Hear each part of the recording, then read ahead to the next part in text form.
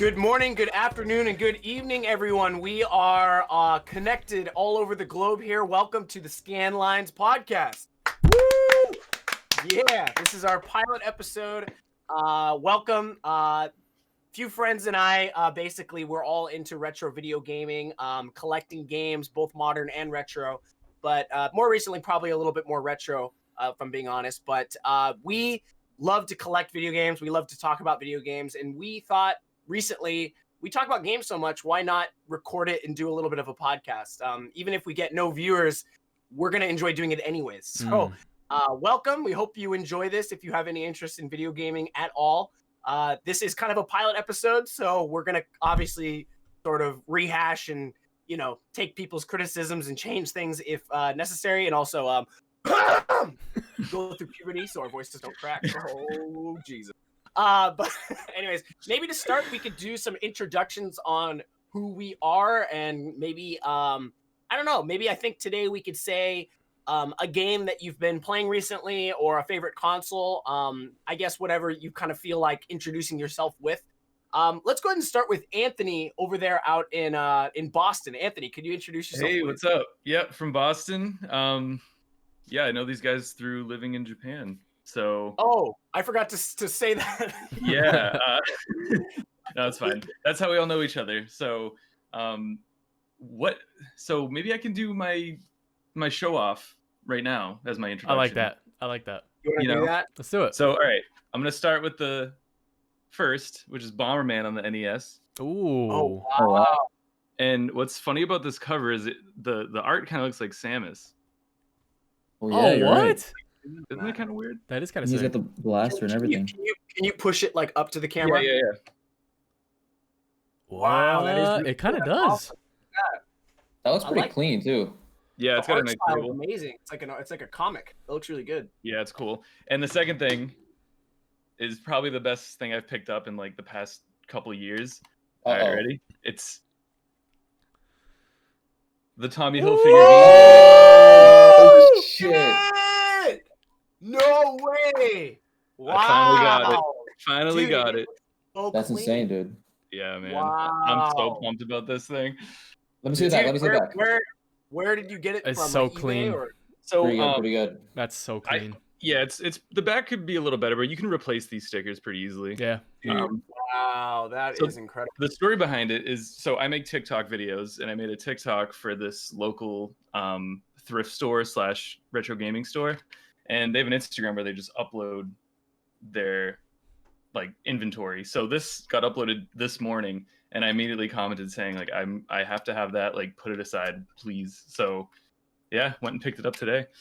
Dude, congrats. Congrats. That is incredible. Very nice. Dude, there's a local store by me that they had one boxed and one loose. Oh shit! How much was a box? It was like 500 something. I was like, That's God Yeah. damn. Yeah, I paid 150 for this, but I That's not bad. actually I had a lot of like extra stuff in my parents' house that I picked up just to trade it in. So I ended up spending like $50 in total. Hell yeah. So yeah, Great, dude. Great pickup. Thanks. I'm actually jealous. That's really cool. Mm. Those Game Boy variants that have like company logos on them are so sick because So they're just sick. they're so limited. like what's more 90s than Tommy Hilfiger? Yeah, and why? What kind of collab? You should get like a pair of jeans and put them on the Game Boy. That's what I wanted to like get a matching outfit so I can like go chill in a park somewhere. Dude, playing. yeah. Dude, Dude, for the TikTok, it would actually that'd look be great. fire. I know. Do like That's a a great photo idea. shoot with the Game Boy. Yellow Tommy shirts. So, just going back really quickly, I think we should preface. Because this is the first episode, we're not really sure how to start, and like we're like, what even is this podcast? How we talk about it? But we should probably explain that all four of us, including Danny over in Sweden, actually all met at some point in time within the last couple of years, living in Japan. We all did a study abroad when we were in college, basically, and that's when I met Anthony and Mike when I was studying abroad, and Sebastian. Sorry, I know we haven't introduced you yet, but he is actually Mike's older brother, who's also living in Japan. And Danny is now back in Sweden, but he was living here in Osaka, Japan as well, where I'm at now. I guess I haven't introduced myself though, so man, these intros are hard, huh? Yeah, right. All over the place as far as where to. Hey, how about you go? How about you go with you next? Okay, sure. My name's Eric. I'm from Portland, Oregon. I guess I should show my coffee mug here. Shout out There to we Oregon. go. But I am now living in Osaka, Japan. So like I said, we all met studying abroad here. We studied at, where was it? Kansai Gaidai University. Mm. And at least the four of us, Danny was somewhere else. But I loved studying abroad so much that I actually decided to move back here. I did a little bit of YouTube. So I'm not really plugging that, but you could find me, Eric Abroad, on YouTube. I did some stuff. I'm not really doing that so much at the moment, but I'm now living in Japan with my girlfriend, and I collect a lot of retro games living here. I probably won't live here forever, but anyways, it's 8 in the morning here for both Sebastian and I, because we're both here, and these guys are over on the East Coast. And Danny, I think it's like 1 in the morning, which is why he couldn't make it. Although it's the pilot episode, it just didn't work out today. So that will likely happen a few times for him, unfortunately. But if I had to, what are we doing? You were showing some cool stuff. I guess really quickly, I can show, this isn't necessarily a video game, but recently on my Twitch channel, which I could plug, it's also Eric Abroad with an underscore between Eric and Abroad. I've been getting into a little bit of homebrew programming for the Game Boy, so making homebrew games for things like that. But I'm very new to programming, but I'm having a lot of fun learning. But one thing I picked up recently was actually a little MIDI keyboard. This is the Akai Mini MPK. Play. Oh yeah. It's like a kind of a spin-off model of a popular series of MIDI controllers, the MPK Mini series, that are just great. You plug it into your laptop and load up a digital audio workstation like Fruity Loops or something, and you can. Why don't you play us a song, Eric? Oh yeah. Yeah, play us a tune. You want to hear a song? Yeah. All right, let me see. So I'm also literally brand new to piano stuff, but I'll set it down so I can play it proper here. But there's one song that I've always wanted to learn. And let me see if I can fire it up here. All right, I'll try to do you proud.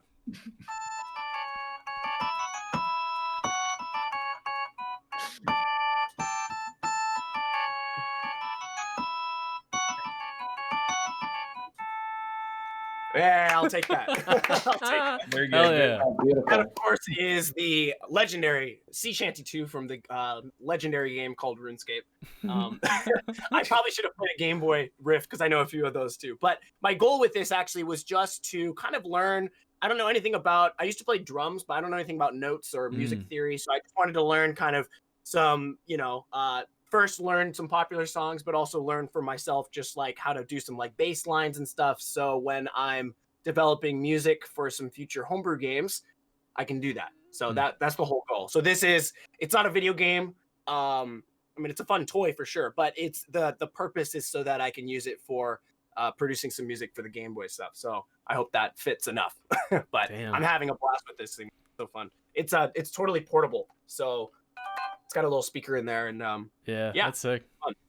Super fun. Eric buys a keyboard, and the first thing he learns to play is a RuneScape song. Oh, You'd think like Flight of the Bumblebee, like Claire de Lune. Yeah, you'd think you would just pick up like, some Beethoven and some. That's sick. It's pretty epic. It's great. Who should go? Sebastian, do you want to introduce yourself really quick?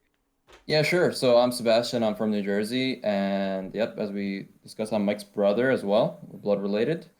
And you are And now I am currently located in Osaka, Japan, along with Eric. And just to preface what we were talking about before, Mike kind of studied in Japan because of me, because I was the first one to do it. And then, so if I never came to Japan, you would have never met Mike because he would have never came.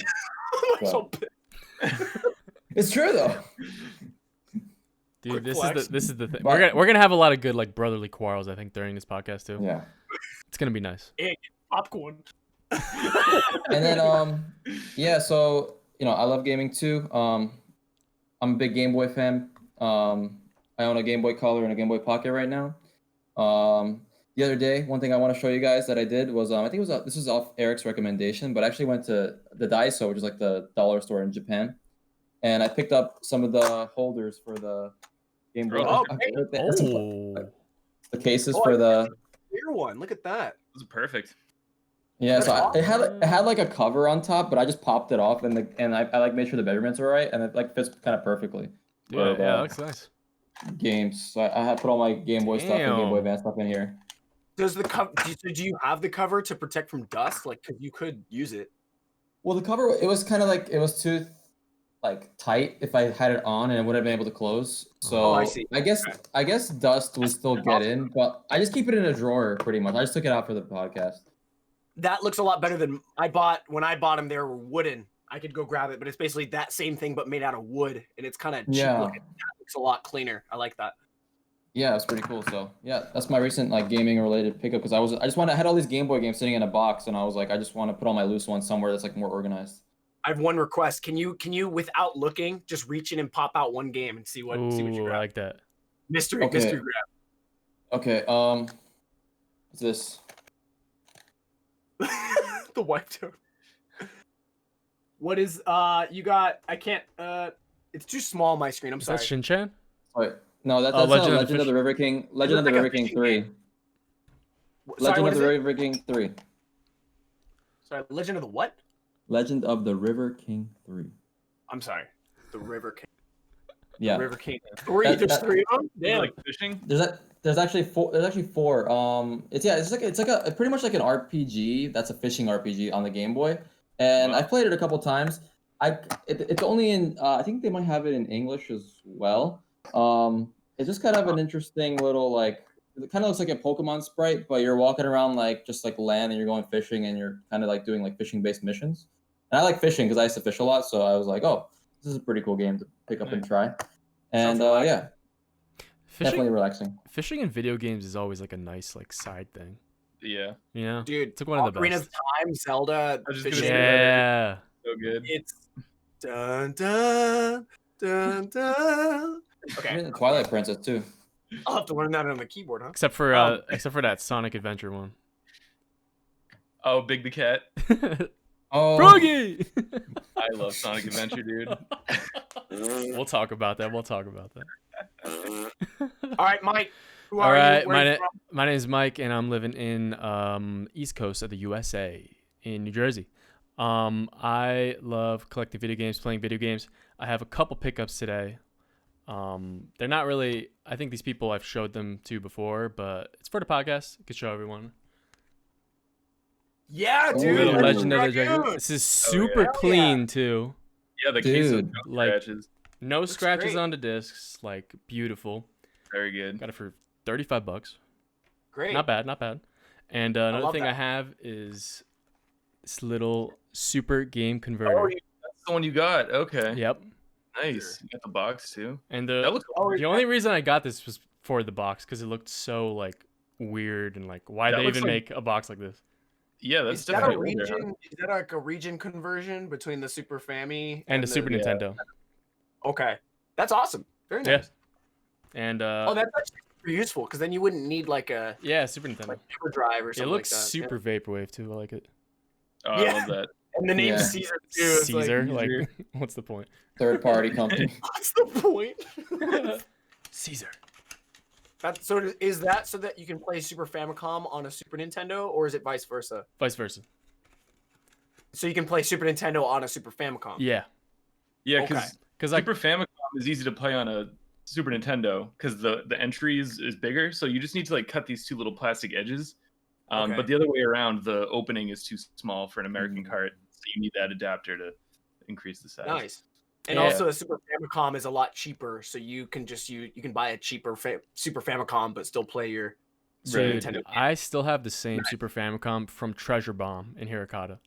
Treasure that Bomb, I got dude. for $9 That's I so rem- sick. with all Treasure Bomb was all the actually cables. Treasure Palm That is awesome. So good. They actually had some pretty good stuff. There was a Treasure Bomb. If you guys ever go to Hirokata, Osaka, Japan, Treasure Bomb. We used to walk. Like, how far was that? Wasn't it like 30 minutes of a walk from the school? I was like a mile away. Something. Maybe not that far. Yeah. Anyways, I've actually been in the past year. Oh, really? Really? it actually had a good amount of. I remember they had a lot of Game Boy Advance and a lot of like in the basket like Wii remotes. Like they had some. I don't know. You could actually find good stuff, and they. Yeah. Yeah. It wasn't Totally a dead- different now. Totally different now. Really? Yeah. really? Wait, Sebastian, Yeah, didn't I go with you when I visited last year?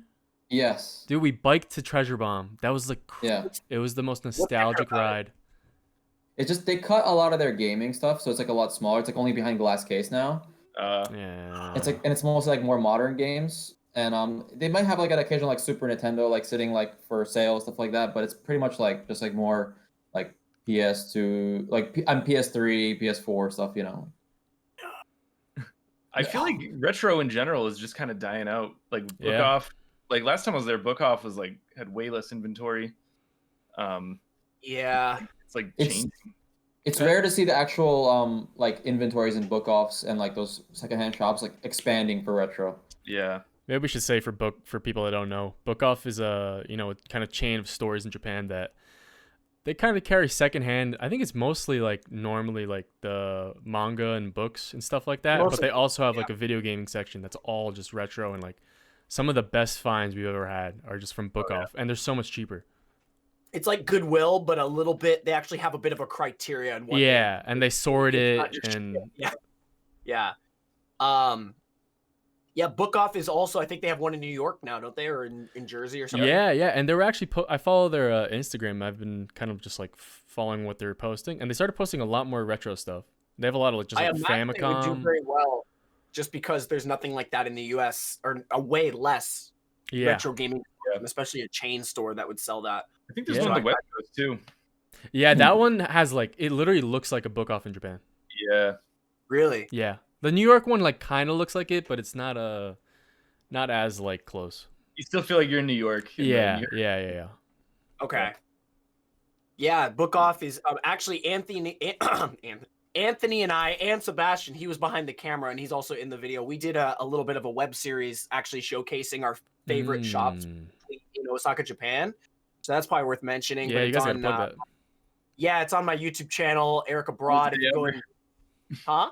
Funnest day ever. It was. We made 2 videos. They're about 25 minutes each because there's some heavy editing in there. But I think the narrative is pretty well put together. Well, I did it, so if I do say so myself. But it's 2 like 20-minute episodes. But it was all shot in one long day. So if you like, as you're watching it, if you just keep in mind like this was all one scheduled day of just fun. It was the busiest shooting schedule ever, but so much fun. It was like produce that and set it up because we have in Japan they're very strict with the like legally being allowed to use a camera in a store. You have to like very much get like the signature from the the owner and get like signed off on everything. So setting that up was such a build up and a little bit stressful and just a little bit worrisome. It went smooth, totally fine, but on like a production end it was like busy. But then when it was like, okay, camera's rolling, action, let's go. I think we started at like 9 in the morning, 10 in the morning, and we cracked open some alcohol and but we shot nonstop until about like 10 p.m. that night. It must have been at least 12 hours straight. And Sebastian, his arms are probably just by the end of it. Ramen noodles. We got some udon noodles by the end of that. But so much fun. So we recommend you check that out. We recommend specific like addresses and locations where you can go. Super Potato is an honorable mention on top of Book Off. You got to go to Super Potato if you can, and Surugaya as well. We could also, I was talking to you guys about it recently, and you guys know this, but just to like reiterate it in case we've forgotten, Kyoto, Japan, for those that don't know, Kyoto's a very like ancient, like lots of temples. People go there and it's kind of this almost spiritual Zen kind of a vibe, kind of an old school. Yeah. Anyways, just it feels like an older version of Japan City. Very touristy and good place to go. But it's one of the best locations that I've found in Japan for buying games because there's a little bit less foot traffic there for retro gaming. So I think the good stuff kind of lives there a little longer than like in downtown here where it's going to be seen a lot easier. So just as a recommendation, if you're in Kyoto, check out Surugaya. The Book Off sucks nowadays, unfortunately. They took out the retro inventory pretty heavily. Oh, really? Yeah, it's not. It used to be a good Book Off, right? You and I used to. Oh, I remember that was where I bought the Mother 2 for Anthony, I think. Right. That's right. Yeah. You got a complete in box. Yeah, it was like $30. Yeah, I remember Crazy. that. Incredible. It's a great price. I went with Jenny during the COVID lockdown. Japan, let's not get into this, but Japan for some reason was promoting travel during the lockdown. So if you lived in Japan, like travel was super subsidized. So we were looking at it and we're like, I was like, babe, we can stay in Kyoto for one night, and for both of us, it's like $5 each for the hotel.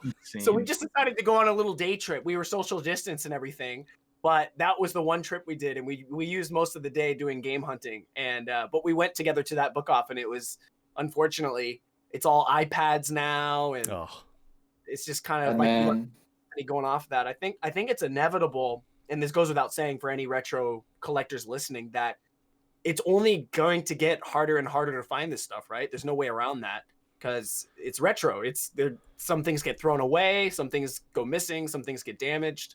Yeah. Some people like us, we collect them and we're never going to get rid of them, until we're dead. So it's unfortunately, I mean, I hate to say that we'll probably be seeing that trend a lot in Japan, of course in the US too, but in my case in Japan moving forward. But I don't know. I want to add something about that. I think because you know how in like America, I mean, Anthony, you go to a lot of different like local shops too, and like how now like the feeling of going to local shops really is like, I know what the prices are going to be. You know what I mean? Like everyone checks eBay, before they are selling something, or they check the prices, and you go into the store and it's so cool to see everything in person. And I think it's a good thing to, if something's there that you can't usually, get online, then it's pretty cool. Sometimes they give a discount if you actually go in and just buy it. But I think that's different with Japan. Japan still has that like that goodwill mentality that video games are just like the traded in, some OG-sans are traded in their kids' old games, and you can get them for a lot cheaper. And I think like that's going to be sad once, as you see like, more iPads and stuff just coming and the retro sections are disappearing, how the prices are probably going to go up and local shops are going to be more popular. Yeah, it's like going off of that and just repeating what you said. It is so much fun. It's one of the best feelings on earth. When you're going a little game hunting, maybe you have an idea of what you're looking for, but you're kind of just browsing and you find something that just catches you off. Like, wait, why is this here and why is it so cheap? I have one example of that recently. My girlfriend Jenny, she loves her GameCube. And she's really wanted to play the Paper Mario game on there because she's never done like a full playthrough. And I've actually never fully beaten it myself, but so I was wanting to kind of play it with her. And every time we found it, unfortunately, our interest actually grew because we bought the Switch version and we hated it. The Switch one, man, I could go off on that, but I think everyone would agree. Beautiful graphically, the design and the quirkiness, the jokes are hilarious. Very well written. The production and the design of it was done so well. But whoever was in charge of the battle system and the pacing of the game needs to be relocated big time, because it's obvious that they know that their formula worked in the older games, but they don't want to repeat themselves. But unfortunately, they should. The differences in the games are the new jokes, the new characters, the new plot twists, the new areas, the new designs, not the gameplay. Keep the combat the same. Maybe change a couple mechanics, like in the GameCube one, they have it where the audience is throwing items at you and you have to kind of dodge them. That's super fun. They unfortunately just totally reworked it. So her and I played that, and we were so bitter from it that we wanted to play the GameCube one. But unfortunately, a lot of other people felt the same way, because the price of the GameCube game after the Switch one came out, like, skyrocketed here. Oh, man. Because everyone was selling their copy of Paper Mario. Like, you can buy Paper Mario on the Switch now for probably $20, brand new. Jeez. $25. It has no value here anymore because it's just not a well-received game. And so I was looking for the GameCube one for the longest time, but every time I found it, I'd find a copy where the disc is scratched and it's $50. Fuck, which in America is pretty common, but in Japan that's pretty severe. It's like, damn, $50 for a scratched disc? That isn't even okay. And I was looking for a while, and I walked into a Super Potato, and I have no idea why, because since then I've never seen this, because I've gone back to the same store. Super Potato, the one that has the 2 floors, the first one we went to, Ant, in our video shoot, Sebastian, behind the case, or not behind the case, just in the GameCube section where you can kind of just pull games out like with no case, mint condition, perfect disc, complete in box Paper Mario, it was $20, 2,000 yen. Wow. Just ridiculous. Like, and like that feeling of just like, why the hell is this here? Why is it in so good condition? And why is it so cheap? You unfortunately probably don't get that in the US almost ever anymore, unless you're at a garage sale, I would imagine. But Yeah.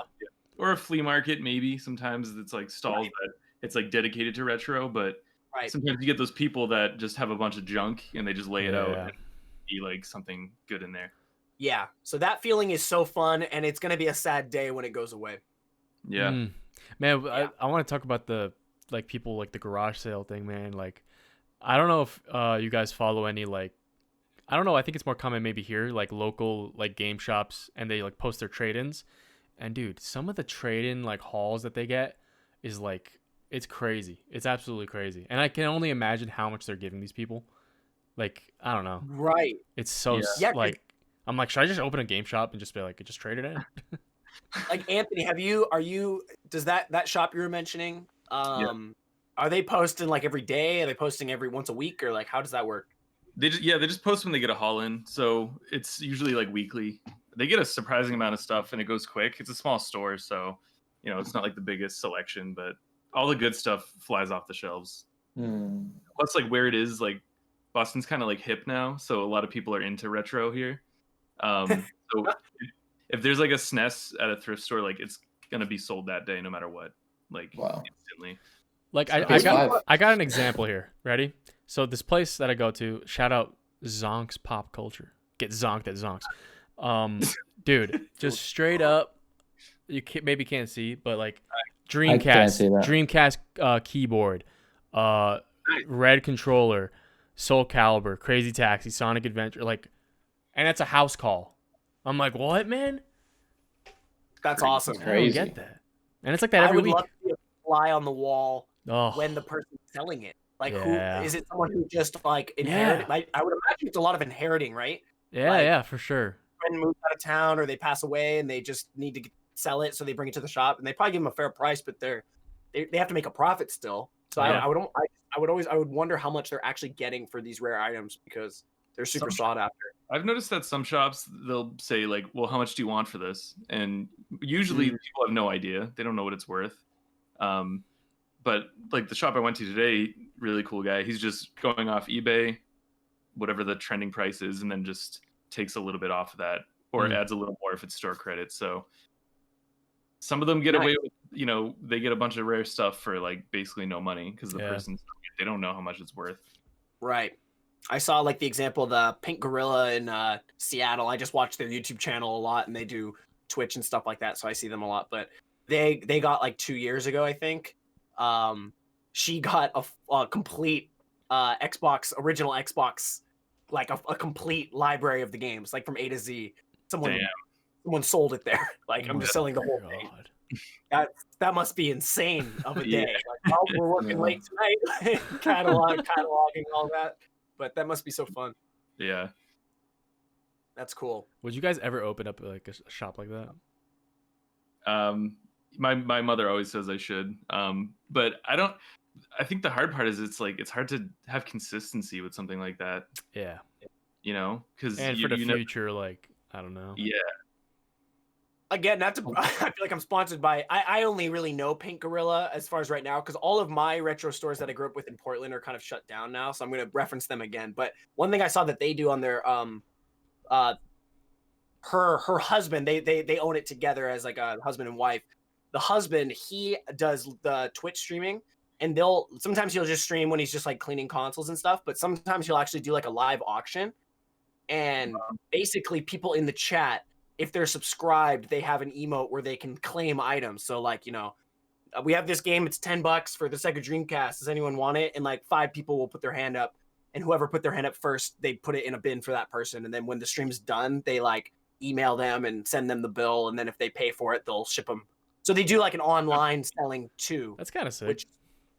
So that's a little interesting to see, like with a shop, for the longevity of it. Yeah. You have a huge customer, you have an unlimited customer base at that point, if you're doing shipping, right? I do an online store for sure. Yeah. I think the best person to talk about this would be Danny, because since he's running an actual store, he's not here. I know, I would love to ask him, so we'll have to get him on as our guest, even though he's like technically a part of this team here. But yeah, I mean, I'm gonna make a comment about the retro like buying stuff. So like I think it's great going to like physical stores and stuff like that, but I think another big part of it is obviously buying online. Like you see like the whole like Eric knows about the Yahoo auctions here in Japan. Yeah. And Yeah, that's like the main. That's like the main place people buy retro stuff, right? Yahoo auctions and Mercari, Mercari, Oh yeah. MERCARI Yeah. is also popular. Yeah. Oh okay. And now you see like all these people from all around the world are buying it too, because now there's like those proxy services, right? Like there's like Sendigo and stuff like that where people go on there and try to bid on stuff in Japan. It just makes the whole world like it just makes the whole like retro gaming collecting more competitive too. It is a pretty competitive space, right? Like buying stuff. Yeah. So yeah, another thing too one thing too I wanted to mention. I went yesterday actually to my local game shop because I have literally like a local game shop 5 minutes bike ride from me, so I can just like bike up there and I go in there like I used to go like every week just for fun to check when I was like bored, but now I go like once a month because it's like eventually it gets to the point where like if you're going to shops physically, like you don't see the stock inventory change that much. Yeah. So it's kind of like you just can't. So I'm just like going in there hoping to see some kind of like new interesting Game Boy game that's not like Yu-Gi-Oh or like Metabots, you know, so that's hanging on the wall, so I can pick it up. But there's also like a lot of and in Japan there's a lot of expensive things. Like they do price up these things a good amount in the stores. They know their pricing. Like I'm looking for like a PS2 Slim right now, and I just saw like a model like 9,000 for like $200 yesterday. Jesus. And it still had like the sticker on it, like on like the top where it's like, you know, the glossy part. The sticker was still on, so it's kind of like I guess it was pretty new, but it was kind of like old. But I was like, wow, $200. It's like crazy. Yeah. Dude, I got my American PS2 Slim for like $100 boxed. Yeah, that sounds more accurate though, even for the US. Yeah. I was gonna say, do you think that that's a result of the scare of the PS3 and the PS Vita stores shutting down? I know they called that back because of the backlash, but I wonder if like as a result the price for the PS2 was going up maybe. I don't know. I guess so because like if I want to buy a PS3 Slim, it's like $90 or $80, $70. You could get depending on the condition of it. But like the PS2 Slims, they're always like above 100 in person store. Just the Slims, not the fatties. Oh, sorry about that. The Slims, not the fatties. Just the Slims. And the backwards compatibility on PS2 makes it more desirable, I guess. True. Yeah, but the PS2 Slims, they end up using PS1.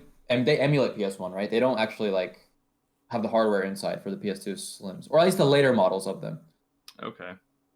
I think. Yeah, I think certain models like emulate. Wow. I forgot which ones though. It's so weird, but there's like 4 different models. Yeah, PS2 is the best system like in history as far as sales, right? Dude. Oh yeah, the best. I remember when I worked at GameStop, they were releasing soccer games for the PS2 in like the 2010s. Pretty sure like the last game was what, like 2013 on the PS2 or something. It was some soccer game. It was definitely late as fuck. Yeah, because people in Brazil, I used to have people who would come into GameStop, buy like every PS2 we had, and then would bring them to Brazil and charge like 10 times the amount. Oh my god! Everyone in Brazil played PS2 like way later.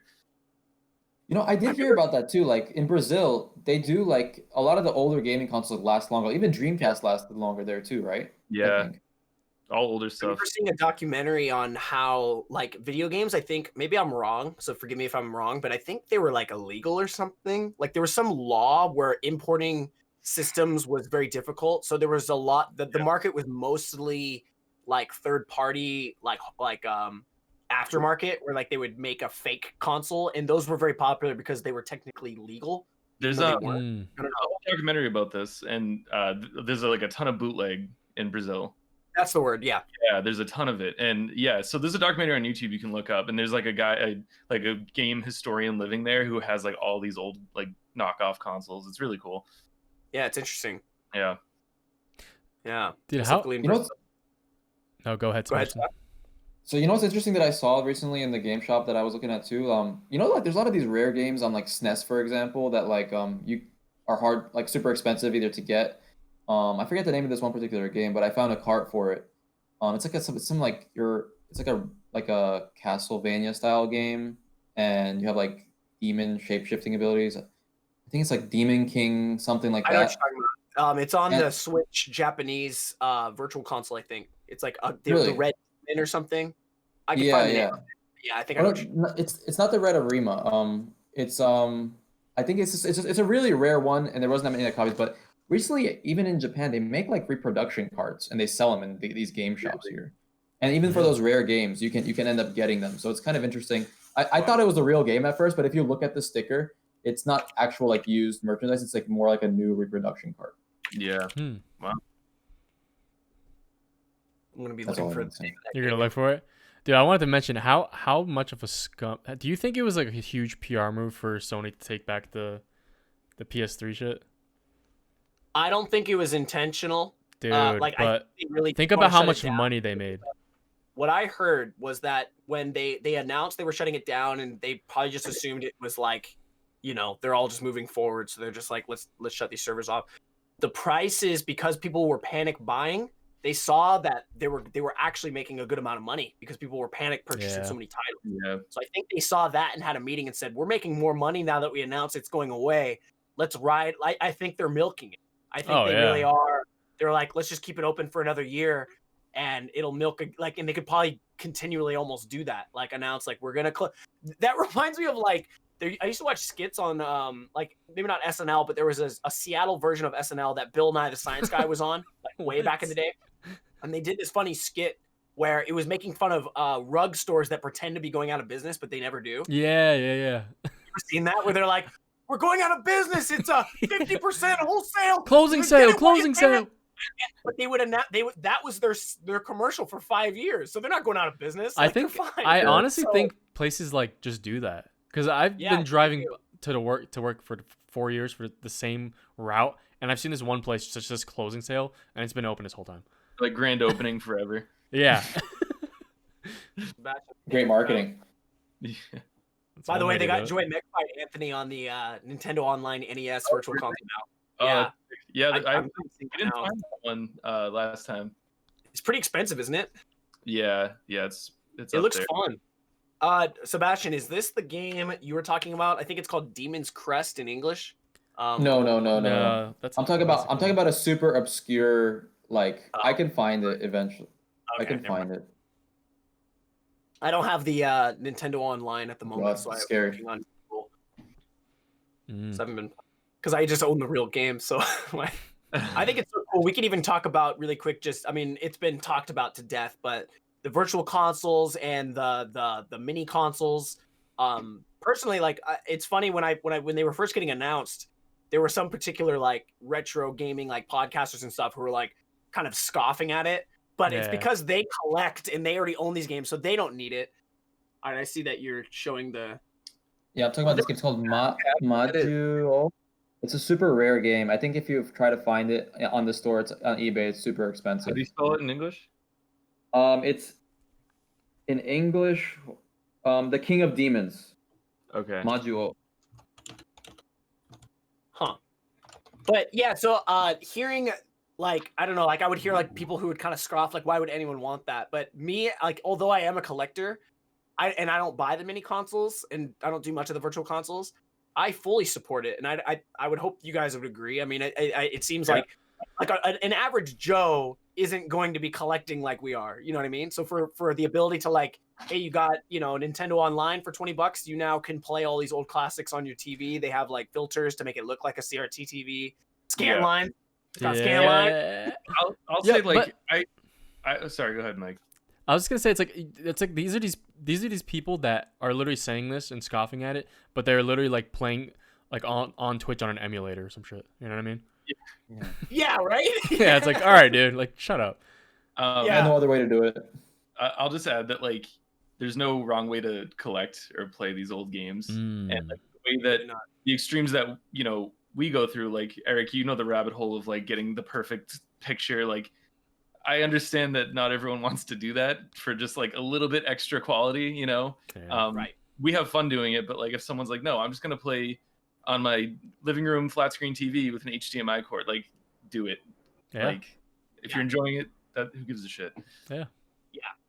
I couldn't agree more. I would hope that we could like maybe that could be sort of a part of this podcast's like message, I guess, is like we encourage retro collecting, but we're not gonna like scoff at you for not having a 4x3 tube television Yeah.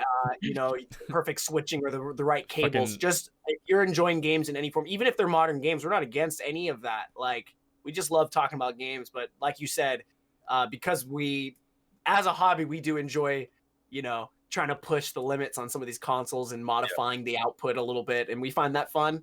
But we also realize it's a little crazy. It's not. Yeah. It's not common. So there's, like you said, I couldn't agree more. There's no wrong way to collect video games, enjoy a game. Yeah, I think that's also. I think that's maybe we can talk about why we kind of love, going these extra lengths to do a lot of things. Because I think some of the most fun like I've had was like, recently I changed the screen on my Game Boy Advance SP just because I wanted to play some more like advanced games and just Game Boy games.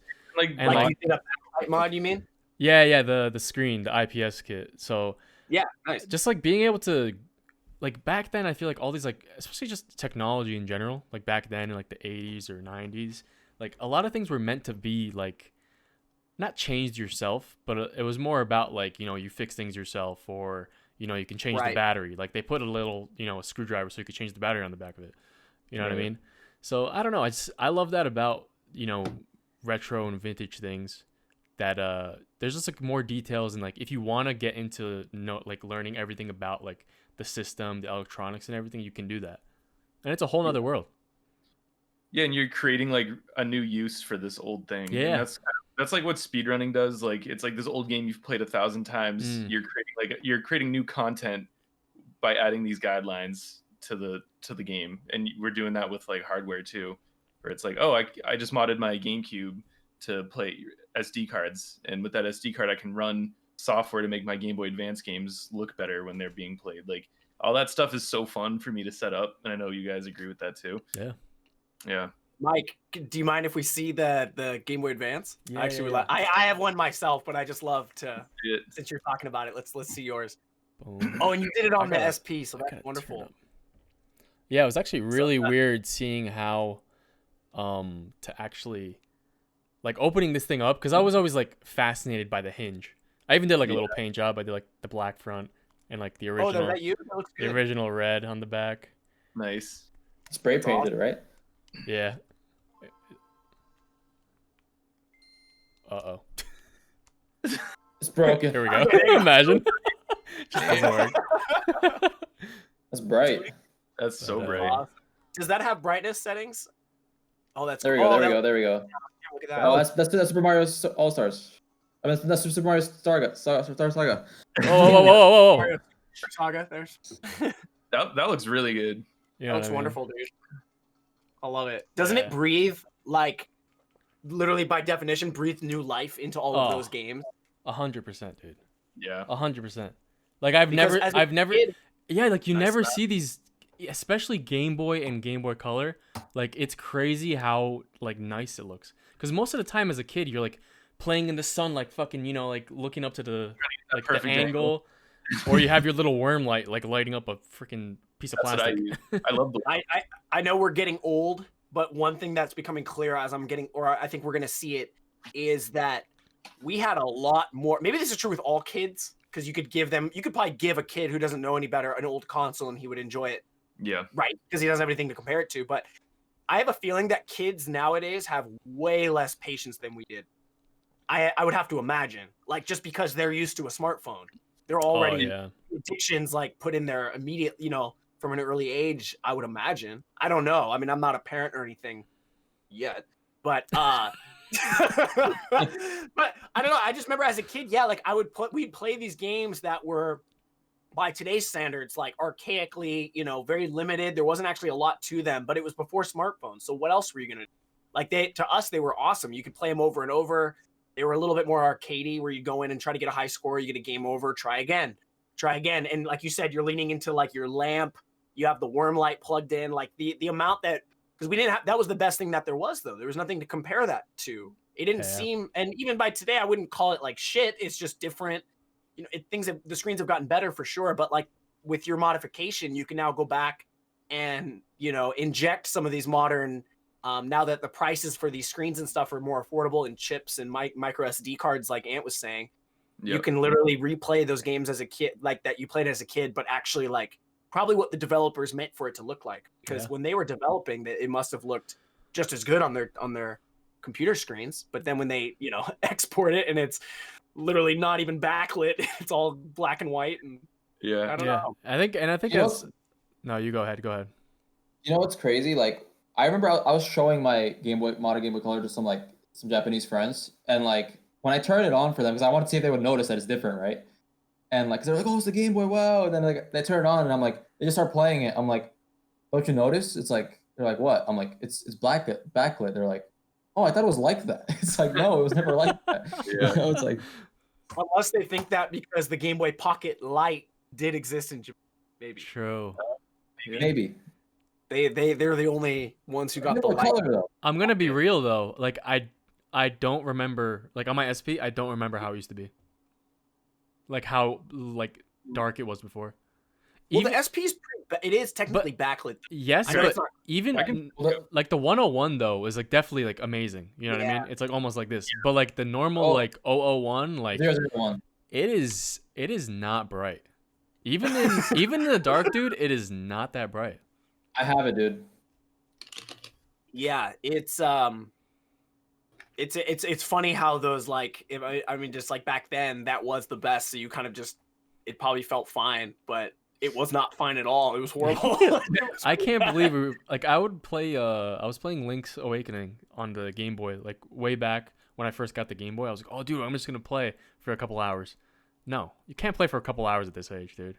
Like on that screen, like I honestly can't. I'm like, and like I don't know what happened, because I guess I haven't played Game Boy in like a while since then, and like even my hands were like so uncomfortable. I was like, "Yo, what is this?" It's crazy. On the SP?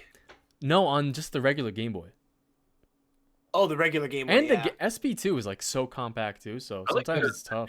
The controls on the left and the right, the original Advance. I feel like that. Dude, I think that's the best like form factor. Yeah, I want to do a mod of that one. Dude. You backlight that. The screen gets scratched a lot because it's not protected, but I would that's the one I modded personally. I could go grab that, but I modded the lamp. I don't know what you call that, the wide one. Yeah, the wide. The regular Game Boy Advance. Yeah, I remember picking up the purple or the indigo or whatever, the dolphin color of the Game Boy Advance. And with a copy, for some reason I picked up Jackie Chan Adventures, the game. I remember loving it. It's kind of a beat 'em up game. It's probably shit, but I remember loving it. It was fun. That's so sick.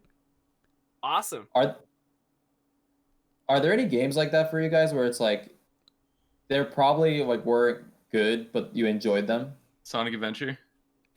I still love Sonic Adventure.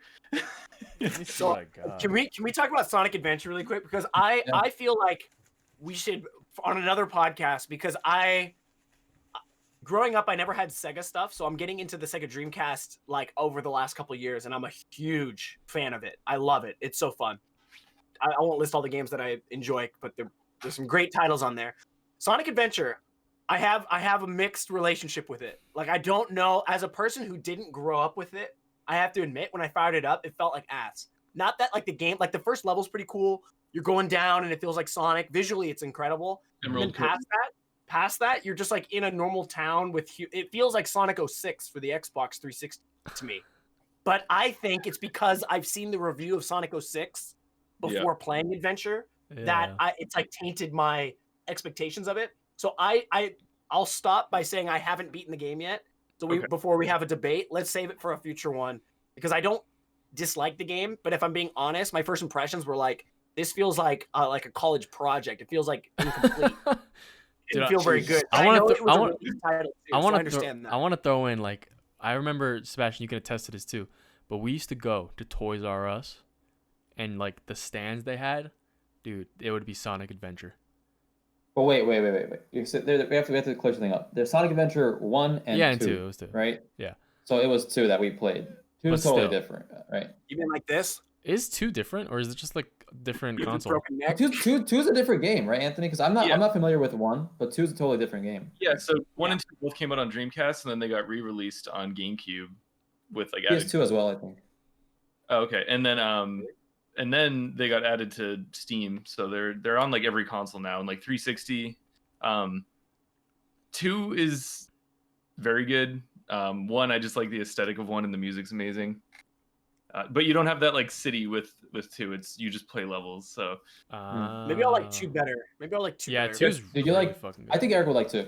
yeah, you can play as the good side and the bad side. It's dark and light story. I own the collector's edition of it. I should probably play it, huh? You should like, Yeah, Up what and to? you I used to pretend to be sick so I could just I'll go grab it. go to Chow World for like hours and hours. I Dude, used to Chow World is so good. raise chows all day.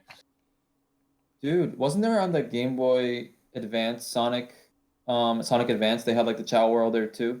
Yeah, yep. People were obsessed with that, dude. You could Like, trying to get transfer the rarest your one. GameCube onto the Game Boy Advance. I'm pretty sure. The Sonic Adventure 2 Woo! 10th anniversary. I know, Anthony, you've got a copy. I gotta bring mine out too. Here we go. Chill. Here, let's dude, open it at the same dope. time and see if we have the same like stuff in here. See if one of ours is incomplete. Dude, Who's mine more has complete? sun damage, which kind of sucks. It's a little faded right here. Ooh. A little rip too. Sonic Adventure. Dude. Okay, so there's the Damn. box. That's sweet. Here, I'll zoom out again. So I'm pretty sure the game is the exact same as like a regular version. I don't think this is like a special version. No, Yeah, I so you think never- it's just You never this tried book 2? here. Sorry, Sebastian? You never tried 2? No, not yet. Oh, you gotta play 2, Dude, you gotta play today. Oh, it comes with the music CD? Dude, that game makes you look like heaven. How much did you get that for, Anthony? Ooh. I paid like 4,000 yen for it. Really? Yeah. I paid 20 Really? Where at? Damn it. on Yahoo. That's pretty Yahoo sick. Auction. So it says Happy Birthday Sonic, and it's got this collector's coin, which is pretty neat. Happy Birthday Sonic, and it even has the date. It says the 23rd of June, 1991 to 2001 to then the future. Let me zoom in on that. That's awesome. Sega Dreamcast, man, had the best, like, Ooh. they had the best, like, I don't even know what to say. Like, there was so much, like, if you play Sega Dreamcast games, like, in most of the games, they'll have, like, Sega Dreamcast systems in the game as an item. I don't know. Yeah. It's like there was this There's so much hype fan of like, service in their games. a lot of fan servicing Yeah. for sure. I didn't realize this had. So this is the music CD. Is that what this is? Yeah. I'm gonna play Ribbit King and use that CD. I'm gonna try that. Oh, cool. Or Vape Ribbon? Yeah. Ribbit King? No. What the is golf Ribbit team. King, dude? You ever play Ribbit King? Oh, the Ribbit Ribbit- King is so good. golf On GameCube? Yeah. Yeah. Wait, are you talking about Billy and his egg or whatever?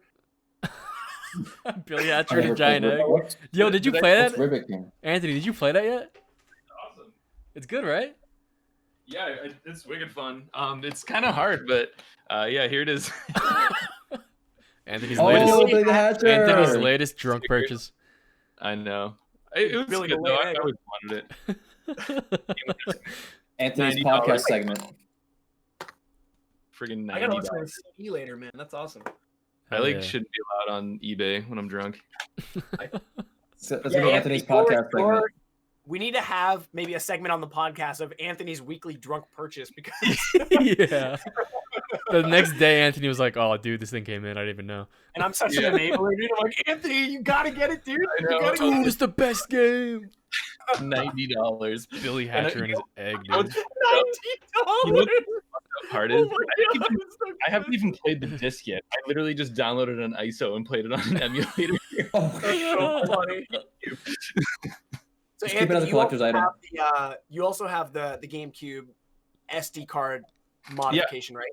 Yeah, Because I did that recently, and I can attest, it is incredibly. I recommend it to the as much as you possibly can. Dude, that thing is so nice. The Hanshin looks great, Ant. By the way, Hey, look at that Yeah, paint so- job, dude. it's literally an SD card slot, and you load all your games onto it and just pop it in. So there's no disc whirring. There's no the loading's a little quicker, but it preserves your discs. Yeah, no soldering either. Oh, really? Yeah, you literally wherever the port is for the disk drive, you just pull that out and then you just plug it in to the other drive. Yeah, it's pretty Zero I awesome. think I gotta soldering. do that then. And got a question. So for anyone that's like listening or at home or whatever, how much would it be to cost wise to like do that kind of thing? There's this company called I think it's like Black Dog Technologies. and they make them. I think I paid like 80 for it. Okay. I agree. I'm gonna find. I used a different company that was based in Europe because they were kind of sold out at the time. I think they're back in stock again. I'll try to find the name of the company for people who are listening, Yeah, but so- I also paid around $80-$90. It's $90. It's in stock. I'll post it in general right now so you guys can check it out. Oh yeah. And is it like a good way to play like any games that you want on GameCube essentially, or is it So like what I do is I have this software called Swiss. So whenever the GameCube boots up, it opens up the Swiss menu, and from there you can pick whatever ISO you want. You can choose the settings, so you can like force 480p. You can like add cheats to it if you want, and you can also have other software. There's like the Game Boy interface where you can change the resolution of the Game Boy player so it like fits better on the screen. Wow. getting rid of those disk issues? I'm a Even big like fan of that. too. There's Yeah. like an NES emulator on this now, like all kinds of stuff. Damn. Yeah, it's so cool Yeah, that you could we- add like that life, or like just those to be able to play other games on it. Oh, the coolest thing I have on this, I have a modded version of Monkey Ball, and it's all custom levels. Oh, What? bro. Yeah, Wow. Probably so hard. Yeah, it gets really hard. Well, because they use mechanics that the game didn't use before, so it's like speedrunner type of tech that they add to it. Oh. So it's like a whole new game. It's awesome, What? Dude, one of my favorite arcade cabinets is the Monkey Ball. dude. I would. How Kill Did they good. have that in our arcade? Yeah, Really? with the I didn't never- ball, dude. I've never seen one in person, but Really? They had one at a barcade near me. really, Yeah. Is that what it was originally designed for? Was that you roll the ball? I don't And then they know, actually. ported it? Maybe, yeah. Wait, I don't so know. That you, would make more sense than them making a monkey ball game. Just Yeah, like right? with a Yeah, ball. yeah, It yeah. doesn't really- It does seem like an arcade game, right? yeah, Yeah, that would be a good arcade Dude, game. it was fun, man. I hope this. Maybe I'm gonna check. They might still have it. Because you could like slow down the ball if Yeah, you're going too fast. yeah. It's like it has momentum and Dude. you gotta like slow it down. I'm It's trying to find so the name of the good. company for listeners for that GC loader. Unfortunately, it was I just see that I paid in euros, and that's the only evidence of that it was bought in Europe. I'm sorry. It says it was in the Netherlands.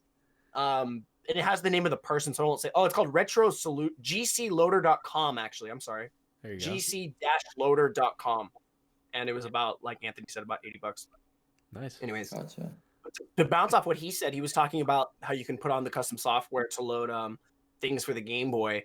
It apparently, I think as of right now, unless you're emulating, if you want to play on real hardware, that is actually the best way to play your Game Boy games on a TV.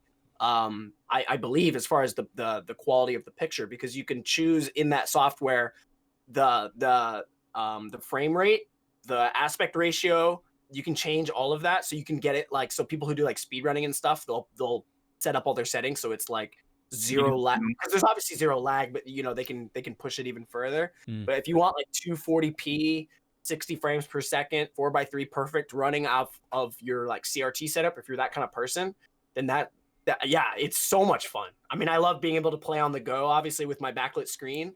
Then I can pop out the game, put it in my game. You need the Game Boy well, I guess if you have the SD card, you could just load the ROM file on the SD card, right? Because I've been playing with physical, where I put it in my Game Boy player, but not everyone has that. So yeah, you could Yeah. you could just you could just emulate Game Boy Advance too. Or you can get one of those SD Game Boy Advance cartridge things to just play whatever you True. want. The Yeah, EverDrive, yeah, yeah. cool. All right, I got a man. question for you guys. What is one purchase that you want to make next? Okay, I got it. Alright, I what's up? haven't seen one listed on eBay in a long time, but it's the Star Fox Super Weekend bomber jacket. What? Oh. What's that? Dude, you ever hear of the Star Fox Super Weekend? No. I know Gotta look it. that shit up. It was a right now. competition in like 1995, I think, and it was like who can get the highest score in Star Fox and Super Nintendo. And they made special cartridges called the Super Weekend cart, and those go for big bucks now. But they Wow. also made like, shirts and pins. Bro, this looks so fucking cool. Yeah, Star it's, Fox Super What? Weekend Bomber. Can you link the image? I want to take a look at it. yeah. Can I pop out this Discord, by the way? Oh, you can. Okay, sorry. Oh wow, that looks Look at that logo, huh? It's not. I thought it'd be like super like kind of cringy and corny, but it's actually just like a nice jacket. Yeah, it really. It's actually just a nice jacket. Yeah, it's like one of that's those like. General. sick. Just a bomber jacket. That's That's so a cool good. design. Wow. It's like one of those jackets you see today with like NASA on it or something. You know? Yeah. But it's like has Right. Star Fox. That's probably how they designed it, was to kind of look like NASA. Yeah. Probably. Damn. And That's then awesome. I just posted an article like explaining the whole competition, and they did the same with Donkey Kong. So there's a Donkey Kong Super Weekend cart too. What?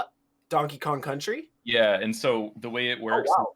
it's like a different game file. It's not actually Donkey Kong. Like they have it set up so it like records high scores for like collecting shit. Wow. Yeah. Really? So I didn't know these about things must go for a lot. Oh yeah, like thousands. It's like, if you've heard of most people, even like people who don't even play video games, have probably heard of the NES World Championship cart. It's similar. Yeah. It's akin to that, right? yeah, yeah, it's we're- like that. There's only a few that exist. Yeah. So it's funny. Like I watch a lot of game collectors on YouTube, obviously, and it's fun when people are like, I finished my complete Super Nintendo collection, like a loose collection with like not in box, but they have to like preface like, but I don't have the Star Fox Weekend cart. Yeah. Some people are so stingy that they don't consider your collection complete if you don't have that cart, which is just Oh. insane, because it's Yeah. a very, very niche version of the game that there's only like so many. Like that's so unfair. Yeah. So they have to say it's complete without Star Fox Weekend, competition. Wow. Still complete. That's cool Yeah. that they made like back then. Like I guess you can't really do that now with games, you know, obviously, but I don't know. I like that, they were able to, even like the different contests and stuff that they had in like Nintendo Power and stuff. Right. You know what I mean? What's like, funny is like back then it was also new, like arcades, and then they're developing games for the home console. So when you first saw games in the home console, they were just arcade ports because that was Yeah. all there was. So then they're trying to find ways. So there's certain games work better at home, certain games work better with a quarter. And so it's funny how the competitions, like they didn't really know what to do. So when they made a competition, it was all about the high score, which now means nothing. yeah. Like no one gives a shit about the score of like how many coins you got. Who cares? But Yeah. back then they were probably like, oh, if we were to make this like a sport, those are the points. You get Yeah. your points. Like no one gives a shit. It's how fast you can do it. It's Mm. how if you can do it without dying. That's more of the. I mean, it's more speed running, I guess now is what it's become. Yeah. But it's funny to see back then. That's what they thought would be. I have another pickup to show. I got this at Oh, Best Buy man. on sale. Ooh. Oh no Oh, way! what is that? All Stars Look at coin that. set. Wait, that's Oh, the that's collector? awesome. Oh shit. Yeah, it's got coins from each game. You're keeping that. Not like, a bad just sealed, pickup. right? Not a bad pickup. Yeah, they That'll had like be a worth pile of them something at for Best Buy sure. for $10. So I was like, yeah, fuck it, I'll get it. Oh really? Yeah. Has the price of the actual physical game gone up? No, I- not yet. not Because I think they're still like selling it now.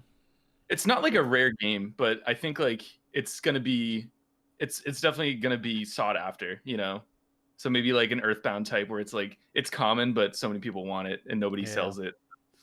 It's unfortunate that it's not perfect though. It may I really, besides the fact that it's limited, I have no reason to buy it because there's like it's technically emulated. Why not just for me? Obviously, I own it, so I'm not gonna. But I wish it was perfect because if it was perfect, I would buy it because it's limited and because it's like perfectly done. But it's like not. It feels And like even this the kind of hashed menu- together project. So I The don't know. menu of it like looks terrible. It's like the Oh, worst. It's so bad. It was Yeah. a bad effort by Nintendo. It was not a good effort. Dude, by and Nintendo. even in terms of functionality for the menu, like the soundtrack thing, you can't even like play it while you're like doing anything. You just literally have to be on the screen playing a song. Yeah, It's like what did they think to do? I know.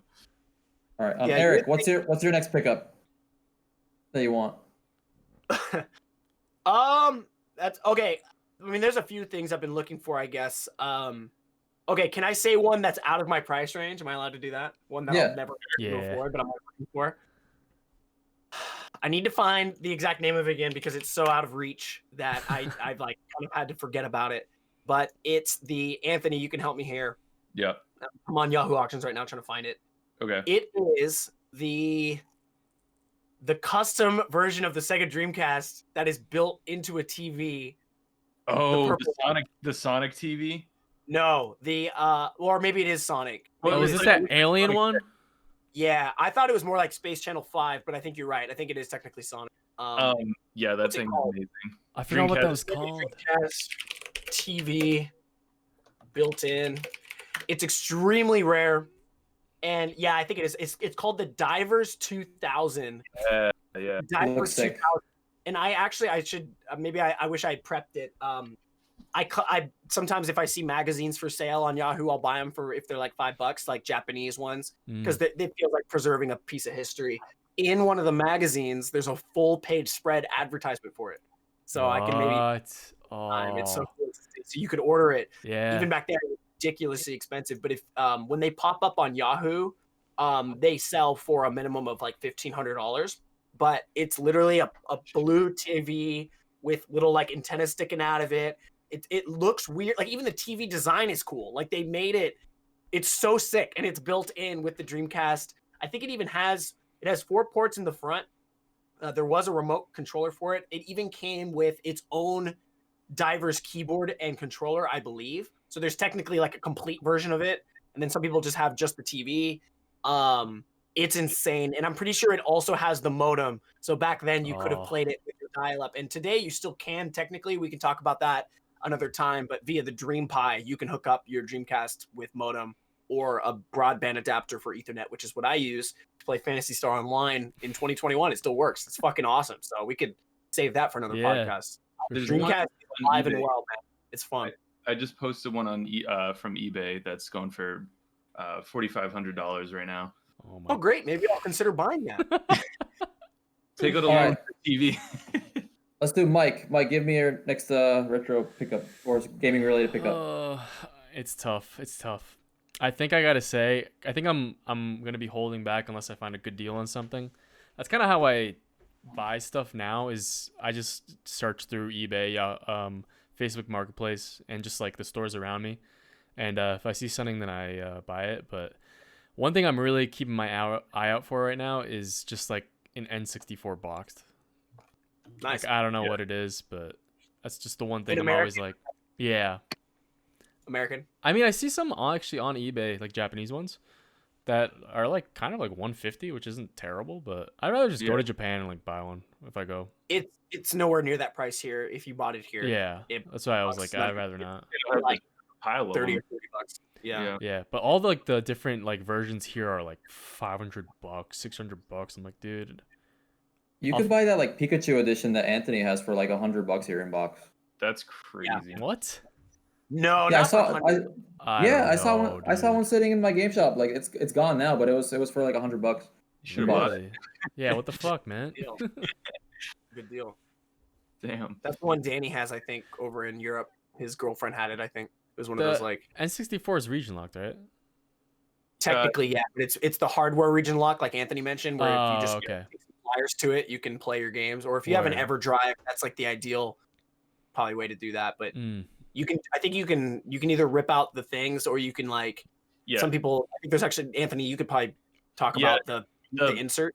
Yeah, so the back of the cartridge, I think like on American, it's like the corners that are cut out, and then on Japanese, it's like a little bit further in. So you can just cut the plastic, or you could swap the back of the cartridge with an American one. Didn't you buy like an insert that you put into the console itself that made it universal? That was Nintendo that I did that. Super Nintendo. With my N64, I literally just cut the thing, just like the same as like the American SNES mod where you just cut the plastic. Yeah. It's kind of sad to cut a piece I know. of history, I don't want to cut. I don't want to cut, man. I want to play my game, so fuck it. Yeah. Great region locking Nintendo. Yeah. It's like in the console. Sorry. I was gonna say I'm glad that region locking is going away now. That's one good thing with modern whatever is like if you really want to access the Japanese eShop market, you just have to make a Japanese account. I'm surprised Nintendo did it with the Switch, but happy about it. Yeah, good for them. I bought more Switch games because of it. When I was in Japan, I bought a bunch of Switch games just because of that. So. Oh yeah. I didn't even think about that. What's if we could going up really quick? There's so many topics that we could save for another time, but just very quickly, with that is that with the region locking, if the game has multiple languages loaded into it, like if you bought Animal Crossing in Japan and put it in your American system, it would by default load the English, even though it's the Japanese copy of the game, which is very cool. But that's not with every game. So I went to buy a copy of Dark Souls for the Switch, the hardest games in existence. And not only was the game very difficult, but the Japanese version had zero English. So it was the most difficult kanji of all time. So just reading it was hard. So it was like hard to read, hard to understand, and also hard to win. So it was just, I hated it. So I had to buy a second version, unfortunately. Look what's on my wall right now. It's an ant! Oh! Anthony, it's you! There can only be one. What do you? Is that your pet ant for the your plant in the That's corner? my buddy. That was the most fitting thing. That's hilarious. You should just have him like crawling on your forehead during the podcast. Ant me ant. Jesus. We should have an ant cam. That's hilarious. Well, Mike, are you thinking? How are we doing on time? This is our pilot episode, so we're not really. We don't have a formula yet. We're about like an hour 10. I think if we stick to like an hour and 30 minutes, I think we're set. I mean, we're an hour and 10 minutes in, so I mean, I was thinking maybe you guys want to end it off with kind of what we're playing right now, and then we can sign off. Sure. Start. I'll start it off. I've been doing my dailies in Genshin Impact because I'm a little weeb, and I'm just gonna say it outright. I usually don't play gacha games, but this one I was kind of I got into. I don't know why. It's just fun. I like doing shit, like checking in, because I think I'm on a very long MMO like drought, and I haven't played any because that's kind of one of my favorite genres. And there hasn't been anything really like that good, I think, right now. So this has been kind of satisfying, that like daily grind. That game's pretty relaxing too. Yes. The soundtrack's actually really good. I like it. Yeah. Isn't it kind of like Breath of the Wild? I heard that's kind of the style. Yeah, it's the art style, the cel shaded kind of. Cool.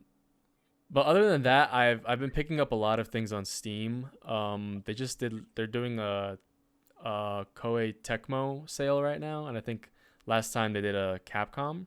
I bought Neo and Neo 2. I want to play through those. I've also been playing Monster Hunter Rise. How do you like that? Which one? I haven't touched it in a week. Yeah. But I think it's one of the more fun Monster Hunters because it's a little bit more fast paced. And I think that was my biggest thing about Monster Hunter. I can't get into those games, man. I've tried like 5 times, and it's just like, I feel like it's so hard to just hit the fucking enemy. Yeah, me too. It's like it's fun to get into it and like try it a couple times, but it doesn't keep you. It doesn't keep you going. Yeah, it keeps my girlfriend, dude. She lives for Monster Hunter, and I like watching her play, but I agree with Anthony. It's not really for me. I've tried it, and she showed me why she likes it, and even with that, I'm like, it's just not for me, and that's fine. I don't mind watching it though. It looks good. Yeah, it's gotta be Japanese. Didn't you play Monster Hunter World for a while, Ant? Yeah. I'm glad I didn't buy it. Yeah. Not playing it. I played it for like 2 weeks, and I was trying so hard to like love it, and I kept telling myself like, wow, I'm so addicted to this right now, and then it finally hit me. I'm like, I don't fucking like it. Like, I'm done playing this. I don't want to play it. It's just one of those things where it's like you don't feel like you can just hit and like it runs away, and it's just like frustrating. I was just like frustrated the whole fucking time. I tried to jump onto a monster, and it just like wouldn't land on him, like shit like that. It just drove me crazy. So strategic, right? Yeah, like maybe if I had like a group of friends that were really into it, I would probably be more, and I'd be better at the game. I probably just suck at it, that's why I don't like it. But I want to go off of Mike's weeb comment, because I'm playing. I just got this RPG. It's one of my favorite games. It's a cult followed game from Xbox 360 and PS3 generation. So fucking good. Nier. Oh, bro. Yeah. Oh, Nier. I think the new one just came out, no? It's the new one. Oh, it is. This is it. Yo, is it good? I mean, I played it already. It's like one of the best stories in an action RPG I've ever played. The soundtrack is like so fucking good. Damn. Awesome. That's the remake of the first game that came out on PS3, right? Yeah. And they the cool thing about this is in the American version they used like a big like burly guy as the main character, but in Japan they used a different character, and they actually brought the Japanese character into this version, so you don't play as the American one. Oh wow, I gotta play that. Nice. Is that on the PS4 or 5? PS4. Okay. Yeah. I think they put it Not on PC too. I saw it on Steam, I think. Yeah, it's probably on Steam. Damn. That's another topic is the PC and Microsoft. Like it seems you can play the new Xbox Series X games on your computer. That's definitely something we can chat about another time. I have one more game. Sorry, I got one more game that I've been playing. It's a Game Boy Anthony's Advance game. It's stacked. called Nintendo DS Rumble Pack. Oh, good game. Yeah. We know Yeah. what you're doing every day with that. So I just made a DS TikTok about this, and it's literally the most pathetic Rumble Pack of all. Like, watch the TikTok. It's just like Yeah, I it's saw like a the little- TikTok you made. It's just like it's so bad. And what games is it interconnected with? So is it there's like a list of games online. I only owned one of the games that it's compatible with. It's Diddy Kong Racing. So I made the video and I was just like riding against the wall and it's just like. Bzz, bzz, bzz, bzz. It's That's so so stupid. funny. Yeah. Every Nintendo- console needs a Rumble Pack accessory, doesn't it? As far as Yeah. retro, I feel like every console has some sort of a Rumble Pack accessory. Yeah. Cool. Nice. All right, Uh, Eric. okay. If I'm being honest on what game, there's a game I want to show. I haven't played it within the last couple of weeks, but it's like I'm always like about. I'm gonna recommend it in a second, but the game I've honestly been playing a lot recently has been StarCraft 2. Woo! Some people would consider it by quote unquote a dead game. Disagree. If you love the game, it's probably akin to Anthony playing Super Smash Bros. Melee. Right. It's an older game, but people, if you know, you know. If you play it, Mm. you play it. And there's still tournaments for it. It's definitely, in its heyday. It came out 10 years ago, so it's not unrealistic that it's petering off a little bit. But those that still watch it, there's huge support for it. Mostly in Korea are the big tournaments, but EU has some stuff as well, and probably the US. But the GSL in Korea, I've been watching that. Living in Japan, it's kind of nice because it works with my time zone. I used to stay up until 5 a.m. to watch that. Now it's like I just watch it before bed. It's pretty nice. Nice. StarCraft 2. So look me up on there. Let's play. But I'd recommend a retro game. Gunstar Heroes Hell on the yeah. Game Boy Advance is a huge. I don't know if this is Mike. If it's reversed for you. Like, is this backwards, or is it? Can you read? Does it look normal? No, No, to it's, you? normal. it's fine. It's fine. Okay, to me it's backwards, so just checking. Okay. Gunstar Wait. Heroes, no matter, even if you buy it in Japan, it's going to be a little pricier because it's a sought after, very good game. But you can see here, I bought. Hey. Very I don't nice have it, guys. I feel left out. Really good. I bought the complete version. This was like, I didn't buy it for this Dude, that price, looks but I bought it for about nice and 50, clean. 60 bucks. That's a nice. That's clean as hell, too. Mint. And it's just one of the great, like if you I don't even want to have to like try to sell it, but if you boot it up, you'll just see what I mean. It's incredibly well designed in the platforming. It's a shoot 'em up kind of a game, but mixed with action, punching, platforming, and acrobat. It feels like Donkey Kong mixed with, I don't know, Sebastian, what is that? Darius. It's fucking great, and it's really brutally hard. Like, Dude, like it is punishing hard. So you're gonna play through the levels a lot, but I tend to find if a game punishes you over and over and over and over, but you want to keep going, Mm. the game's doing something right. That's good. It's not like Anthony with Monster Hunter and the boss keeps running away and then you quit. Yeah. This one, the boss keeps killing me, but I'm getting a little closer each time and I want to try again. And then when you finally beat that boss, there's kind of there's a love-hate relationship with it, and you kind of fall in love with the game. So I've fallen in love with this game. It's incredible. I haven't even fully beaten it yet. It's so frustratingly hard. But I look forward to completing it at some point because, anyways, highly recommend Gunstar Heroes. Hell Good yeah. game. Good game. I've seen Eric play that game, and I think it's very impressive, like for a Game Boy Advance game, like graphically and stuff. Oh like yeah. that. Yeah. Did it come out late in the Game Boy Advance? I don't know when it came out. It says 2005 next to the Sega logo here. That's So I don't know late. if that's technically late, but I think it is. It's fucking awesome. It's like Sebastian said, it's like actually it's like surprisingly good. Dude, I love the Game Boy Advance like boxes. Like the Japan compared to America. I feel like the American ones are just so flimsy. Yeah, really quick. I'll grab a. Those are just like so like nice rectangle compact. The Game Boy Advance boxes in America were Why? just Game Boy Color ones, right? Yeah, right. I don't know if I agree with that. I might just. I Really? think they both look cool, but something about that Game Boy Advance thing on the side. You like that? Of. Ooh, and just showing off Ooh, now. micro. It's just showing flex. off. I think I like the American one better personally. but Really? Both very Dude, different. that friggin' Lord of the Rings, was that the one you were playing on stream? Yo. God, Yeah. dude. That was rough, kinda dude. sucks. It's God it's bless. fun Kinda if you make it sucks. fun. Let's put it that way. It's fun if you make it fun. Let's put it that way. Like there's the way it's designed is like, wait, why is it like that? But if you figure out why it's doing that, you can basically like the game only becomes fun when you purposely avoid what the game wants you to do. And then so I found a way to make it fun, and it's kind of a Diablo 2 clone, but in Lord of the Yeah. Rings, you actually like level up your gear and whatever. But if you proceed in the game, you're not able to go back. So if you go too soon and you're too weak to defeat the next room, you're just locked, you're soft locked inside of it. So there's a way around it is you basically kill all the monsters in the level, and then right when you reach the end of the stage, you press start and go back to the main menu and load it again, and your character will level up that way.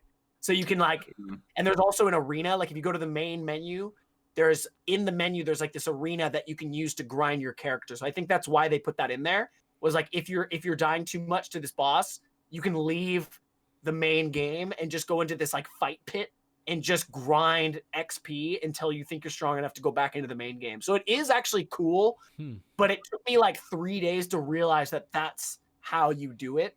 So it's designed poorly, but it can be very fun if you know how to do it. So I can't recommend it. I'd recommend it to my best friend, but I would not recommend it to my enemy. I don't know if that came out right. You gotta be a Lord of the Rings fan. You think Yeah, that I'm a like fan, Lord of the but it's Rings okay. world is like such a you think it'd be such an easy just like dude just put that in a game, you know? Yeah, you'd think. But it's It's too much, dude. It's just too much to put in a game. Shout outs to the GameCube games because those are fucking awesome. Mm. Arcade games, those are great. Sebastian, what have you been Yeah. playing, my man? Last night I've been continuing East Origins. Oh, hell yeah. And I beat. So I wasn't that far into it last week. I only got like into the first kind of Who'd like you play few as? floors. Guy. Huh? Who'd you pick to play as? I'm doing the girls line Unica right now. Nice. And I just beat the first like main big boss, and So you're then on, like, now floor 10. I'm in the flooded dungeon, whatever it's called. And then I was kind of stuck fighting, trying to figure out Epona, which is like the girl with like the little spear. Yep. And then so I almost beat her yesterday, but then I already did one boss, so I was like I'm just gonna call it a day. I was like I'll figure it out another time. But yeah, great game. I like it a lot. It's super fun. Yeah, the brings me grinding back to like thing. Is me back to like a re-release? I don't know much about it. Is it like a remake of an older version of the prequel game? to Or? every Ys game, so it's a new, it's its own game, but it's like the story before the entire Ys series. But this one's like it's low story. It's just like you go through 100 floors in a tower and you're just like grinding enemies, and it's like it's really fast and like addicting. I love it. So it's like Yeah, Sword Art Online. Without the weeby shit. Well, there's a little weeby shit, but it's Do Sword Art? Well, okay, maybe I won't say my opinion on Sword Art because I will split our audience in half immediately. So I'm just gonna shut up. People have strong opinions on that show. But yeah, I just well, now I love want to the hear what art- it is.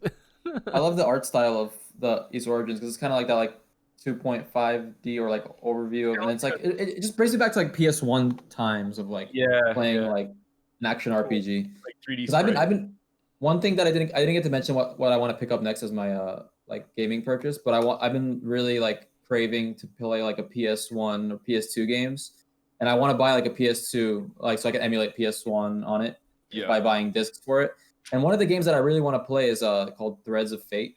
It's like old Square. It's an old Square game, and I've been really wanting to just play that because like me and Mike had it. Mike's shaking his head. Yeah. No, I love that game. I love that game. Oh, good. Okay. No, it's just like it's in Japan. It's called Dew Prism. It's totally different. So I found it one time at Super Potato, but I haven't found it anywhere else. But yeah, just like so, kind of East Origins is kind of hitting my like nostalgic PS1 craving. Have you guys ever played the game called Point Blank on the PS1? I played It's it like at a an arcade before. Yeah. No. Never heard Okay, of it. I've heard good things about it, and I've been like Sebastian. I've also kind of considered getting a PS2 to play PS1 games, and I've just heard that's a good game. So I was wondering if you guys have played it, but I don't know That's much the one about with it. the gun, right? I think Like so, yeah. Oh, Anthony's getting something. Anthony's getting something. Yeah, so me and my friend Ryan, we've been like really into the light gun games on PlayStation. Yeah. So picked up Dino Stalker, Wow. Ooh. and then these I've had for a long time. This is Vampire Knight, the big box. Oh damn. Wow, I've never even heard of this I game. never heard of it. Yeah, me neither. That looks like a PC box. Yeah, because it comes with a light gun in there. Comes with the gun. Yeah, and then Time Crisis 2. Love it. Oh, Game. How about I know Anthony, you and I both have the Typing of the Dead games. Those are so good. Oh yeah. The Sega Dreamcast. I need to get the bigger keyboard though. The keyboard that mine came with is like the tiny one, and like it's too small to play. I gotta get you one like mine, the bigger one, because it's actually yeah. popular. It's so fun. There's a specific keyboard it came with. What? Is there like a specific keyboard it came with? Yeah, so I'll just. It's up here. It's a smaller model than like alternative versions. I own a few keyboards, and his is the smallest. Is it the clear one? That's The kind of see-through Yeah. one? Yeah, Yeah. that's the small one. I don't even want to take it out because it's like a pain in the ass. But I can look at a Yeah. picture. Take your word for it, but it's It's it's that tiny. tiny one. Or it's tiny. Yeah, it's not like the full keyboard. It's like those it's like- like it's like my Akai Mini Play keyboard. Very small. Very hit it, compact. Eric. Yeah. And All right. did I think I told you I bought the Sakura Wars keyboard for the Dreamcast? Do I need to bust that out? Maybe that's Oh, my I wanna see that, yeah, let's see last one, and then we'll sign off here. Let me grab it. Shit. I want to play Dino Stalker. Yeah, game's cool. I got one Dreamcast thing that's kind of cool in here. I don't know. Is this also the small size? Technically, maybe it is. I'm not sure. But it doesn't have the numpad, but I don't know if the keys are actually just as small as yours or not. But this is the Sakura Wars Pink Edition. That's the one I have, I think. But yeah, I have the clear. It's the same Yeah. size. That's I awesome. could also grab the big one, but we can do that another time. But Oh, I'll that's take our word for sick. the bigger model. Do you guys Oh, that's sick too. Mike, can you or Anthony, can you show the your mouse again? It's the What is that? Evangelion. Yo, come on. Wait, where? Oh, That's a Dreamcast one? Yeah, Evangelion. What Is did there a that game for What it? did that like come with? I think there's an Evangelion game that's like a point and click or something. Oh, That's sick. Yeah. It's unfortunate that the Dreamcast supports the mouse, but there's not that many applications for it, unfortunately, outside of Really? outside of the browser, because it technically supported like Google browsing. Yeah. So it's cool to have. I have a mouse too, but I've never had to use it. It's more just kind of a novelty thing, unfortunately. But that's a cool. I didn't know they had. still use the web browser technically. Sorry? Can you still use the web browser? Is I there a way think to so. do Yeah, it? it's really slow, but you can. Yeah. I want to make a TikTok where I try to go to TikTok.com with the Yeah. That's I gotta get browser. you. That's actually cool. I gotta get you a broadband adapter. Okay. They're expensive though, so like I've purchased them here for about 100, and then when I sell them like on eBay, I need to make a little money doing it, so I'll sell them for like 150, Yeah. and they sell very very quickly. So I haven't done it in a while. there's no like third party like a broadband adapters for Dreamcast. They actually, now that you mentioned that, I think just like a couple weeks ago, I saw some articles saying that there's someone's trying to do that. I could be wrong, but I think there is a solution. Most people just do the Dream Pi because it's $100 and it uses a Raspberry Pi, which is why it's called that. And it uses the modem that comes with the Dreamcast, so there's no, you know what I mean? Like everyone, Yeah. it's actually the easiest solution, and it actually supports more games than the BBA. The BBA doesn't support all of the private servers, only like Phantasy Star and one or two other games. So the Dream Pi is technically a better option. But I gotta say, there's something like if you want to play Phantasy Star specifically, there's something about like plugging in your modern Ethernet into your actual Dreamcast, and it just works. Like Yeah. that's without needing to like have a dongle or anything. It's just I personally like it, but I'll probably get a Dream Pi eventually because I want to play Choo Choo Rocket online. Ooh, yeah. True Rocket. That's a good one. That's a good one. Damn. Dude, I remember when I saw you.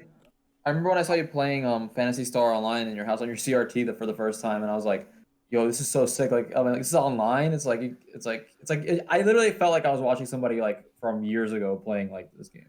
Dude, you plug in this keyboard and you're on Discord talking, but you can also use the keyboard to type. You can use and then you use the controller for your little the PSO emoji. You have the little make your own little custom symbols. It's so fun.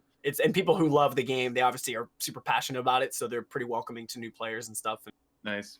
So Hell yeah. I play on Silverant for anyone that's Boom. looking. There's a few popular private servers, but Silverant's very wholesome. It's a little smaller, but there's not much like toxicity or anything in there. They love the game. So but yeah, Sebastian, there's a vibe to it for sure. You pull it up on even a modern PC would be awesome, but if you have like a CRT TV with the keyboard right there and you're just playing some PSO and it works, there's something about it. It's cool. It's cool. It looks I'd love cool. if you guys ever wanted to set it up because it's fun. Hell yeah. They also play on the GameCube with the they have a broadband adapter for the GameCube as well. You can play together? The different game server, right? version of the game is separate, but Yeah. you can play Dreamcast to PC. We could play together. So like if Mike, for example, if you don't own a Dreamcast but you wanted to play, you can install. There's a PC version of the game that came out in like Indonesia or Korea. Uh-huh. You can download that version of the game. Huh. It's not in Korean, it's in English, but you install that to your computer, and then me playing on my Dreamcast and you playing on your PC, it works cross That's connection. Crazy. Yeah. And it's free on your end. Wow. So people that don't want to like hash out the money, Yeah. you could all run on your PC, and I could run on my Dreamcast if we wanted. That's pretty It's sick. pretty cool. Yeah. But GameCube it's an updated version of the game, so it's separate. But you can sit in the same lobby together. We could all like hang out in the same lobby, but then when you load the game, players have to play on their own. So yeah, Damn. but it's cool. Yeah, that's I've yet to sick. play the GameCube version, but it's very different. Mm. It's got new levels and new bosses and stuff. Oh wow. But Yeah. Cool. man, I think this goes without saying, but we have going on one tangent sparks Yeah, all man. these No, Yeah, topics. man. Like I wasn't worried about getting a list of things for us to do because it's like we're just gonna talk and Yeah. it's all gonna literally we could wing this every time, and I think we'll have it's gonna Yeah. go well. Yeah. Yeah. Yeah, we're at Flopper hour 30 days. now. So Maybe we that's a can good wrap time it up. yeah. wrap it up with the pilot. Hey, let's do a Let's go, boys. Scanlines. Here, come on, guys. There we go. Very good. Yeah. So next time, hopefully, we can get Danny in here, who can also. He's got cheeky comments all the time, and you guys love Danny. He's a funny guy, but he also has a lot of insight on it. I also just want to hear about the European end of things because we're all American. So it's cool to get. It's funny because we're American, but like some of us, we've all been to Japan, so we know a lot about the Japanese market and the American market. And now we'll also have Danny, who's in the EU. So this is that a PAL version of everything. first mix here. Yeah. So I think we have a lot of opportunity to share some information for retro gaming geeks like ourselves. So. Yeah. Cool. Hell yeah. All right. So, boom. I'm just going to say thank you guys. If you guys are listening, watching, we appreciate it a lot. I don't know what our schedule is really going to be with posting this. Maybe we'll do weekly or bi-week. I don't know. We'll figure it out. We'll talk about it. But check out Anthony at Ant Retro on TikTok, posting sick retro video game TikToks. Sebastian, check him out on Instagram at sebastnowicki. Also me, you could check out on Instagram at Mike Nowicki. And Eric at Eric_abroad on Twitch and Eric Abroad on YouTube. And yeah, you guys got any last words? You good? Keep gaming. Oh, Yeah. Actually, Mike, if you guys don't mind, I'll politely maybe I could sign us off here with a little Let's do it. a little jingle jam. Scanlines. Can you do a rendition Scanlines Jam. of Sonic Heroes so I can sing? Next time. I want to hear that. I don't want to hear that. I'll practice that for next time. I'm not. Are you quite gonna there, do but Sea Shanty 2 again? There's a. Is that... In RuneScape fashion. I had something That's else in all- that's all I mind. got. Now you're making me want to just play it again. That's what I want to hear. That's all I got, boys. This is a track from one of my favorite and one of the top revered as far as music goes games on the original Game Boy, the black cartridge, so it works on the Game Boy Color and the original Game Boy. Pokemon, the trading card game, the normal dual theme.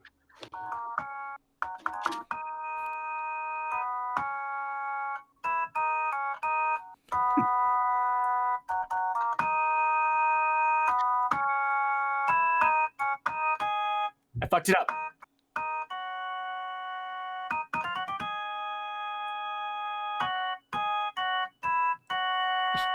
It's almost over. Almost over.